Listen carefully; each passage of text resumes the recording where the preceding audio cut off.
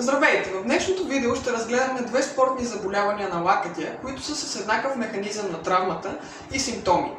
Лакътната става участва активно или пасивно във всички движения на ръцете, от пръстите до раменете и се явява рисково място за разнообразни травми и контузии. Едни от тях са латералния и медиалния епикондилит, или така наречените тенис и голф лакът.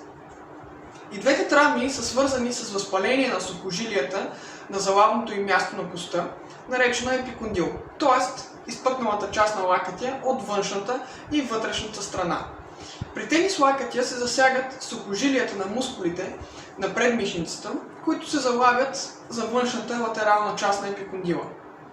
Основната причина за възпалението на сухожилията е претоварване на ръцете, при което настъпват микроскопични разкъсвания на сухожилните влакна, които свързват мускулите на предмишницата с костите на лакътя.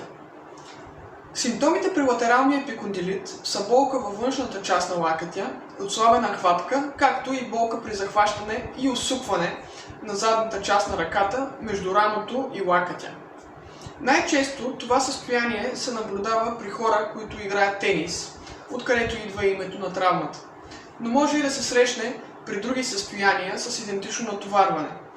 Например, шиене, използване на отвертка, професионално боядисване и други. При голф лакътят отново причината за възпаление е претоварване на мускулите и сухожилията на ръцете, но от вътрешната медиална част на лакътната става.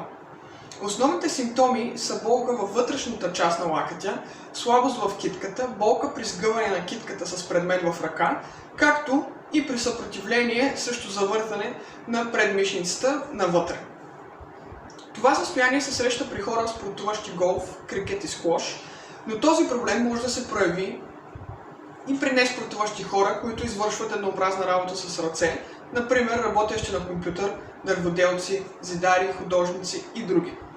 Лечението и при двете травми е идентично. Необходима е почивка, както и физиотерапия, включваща масажи и упражнения за раздвижване на мускули и сухожилия.